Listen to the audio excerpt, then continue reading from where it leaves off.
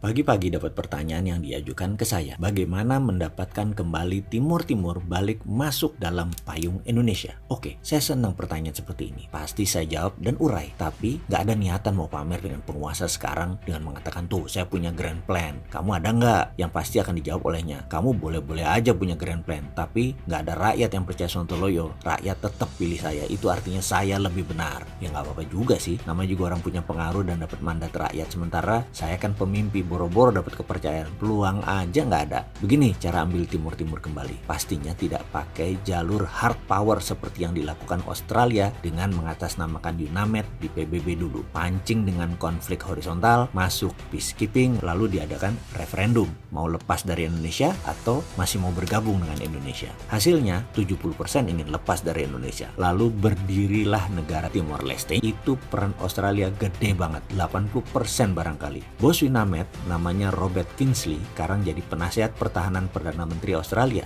Jago geostrategik. Timor Timur salah satu prestasinya. Setelah itu sedot aset Timor Timur berupa cadangan gas alam di celah timur yang berjumlah 10 triliun kubik feet. Biaya operasional ambil Timor Timur lewat. Untung besar itu Australia. Strategi pengambilan Timor Timur tidak menimbulkan gejolak politik dan gejolak keamanan di kawasan ASEAN. Sama seperti Crimea yang diambil Rusia baru-baru ini. Itu juga yang diskenario-kan kalau pemerintah Indonesia tetap ngotot ganggu pendapatan McMoran dari Freeport, maka Amerika pinjam tangan dengan menciptakan konflik horizontal di Papua. Lalu peacekeeping masuk dari PBB, kemudian referendum. Mau merdeka atau tetap dengan Indonesia? Wih, pastilah pengen merdeka. Untung saja ternyata ambilnya saham Freeport tersebut tidak membuat McMoran rugi, malah Indonesia yang bisa rugi. Jadi skenario caplok Papua nggak jadi. Saya juga heran dengan ide ambil saham Freeport. Kenapa nggak naikin pendapatan negara dengan cara lain? Kenapa tidak bagi hasil finish produknya? Minta bagian dari emasnya. Jadi kita Indonesia bisa printing money, cetak duit.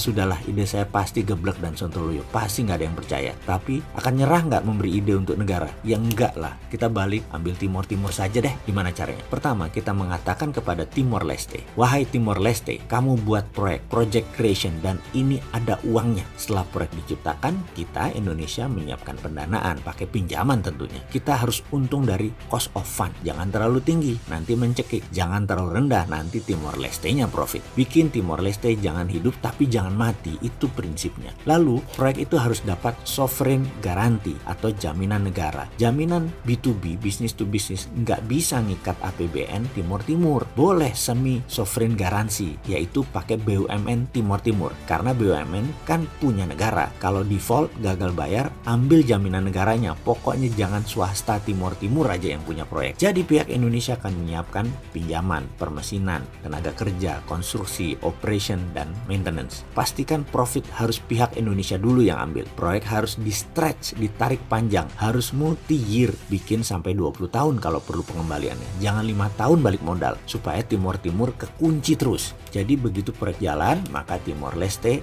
akan mulai kita ambil uangnya. Pertama, bunga pinjaman. Kedua, pokok pinjaman. Ketiga, profitnya. Keempat, biaya rutin perbaikan dan pemeliharaan. Kelima, tenaga kerja operasionalnya. Keenam, jangan lupa asuransinya, harus asuransi Indonesia. Pokoknya sampai residual derivatif, barang sisa kecil-kecil, ambilin semua. Timor Timur pokoknya hanya pemanfaatan jalanannya saja. Misalnya dengan pembangunan jalan tol, industri di sana seperti pariwisata maju, nggak apa-apa. Pokoknya jangan di proyek yang kita bangun mereka dapat untungnya. Kita tahu bahwa membangun infrastruktur lama hasilnya, dan itu penting. Timor Timur harus bangun sarana dulu kira-kira 4-5 tahun jalan, kita nikmatinlah 5 tahun awal setelah itu. Juga ketika sudah jalan kita lebih menikmati lagi. Tapi kalau tidak jalan atau proyek itu merugi, ini enak, kita ambil. Enaknya karena kita sudah balik modal dalam 5 tahun. Proyek dibikin nyicil multi-year sampai 20 tahun kalau perlu Timor Timur nyicilnya. Project creation tersebut kita idekan terus-menerus ke Timor Timur sebanyak-banyaknya sampai yang nggak perlu-perlu. Seperti punya 2 bandara internasional, bangun terminal, bangun 3 pelabuhan, bangun jembatan ke daerah yang sepi penduduk kalau perlu, pindahin ibu kota juga kalau perlu, bawa pejabatnya,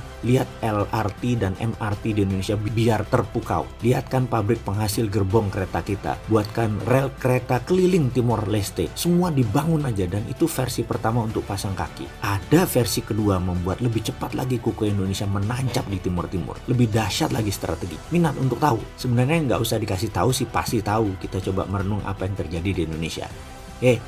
Ayo fokus di video ini, jangan ngebayangin yang enggak-enggak. Itu pikiran jangan ke arah kok kayaknya Indonesia sekarang kejebak Cina ya. Ngawur koy. Enggak, Indonesia tidak kemakan dengan Cina. Enak aja kamu ngomong kayak gitu. Cina berusaha melakukan apa yang kita lakukan ke timur-timur, tapi nggak terlalu berhasil. Jago pejabat kita tidak terkecoh Cina. Jago banget, salut saya. Coba kalau saya jadi pemimpin, pasti kepleset ke perangkap jebakan Cina. Sudahlah, karena itu jangan pilih Mardigu, biar dia urus anak yatim aja.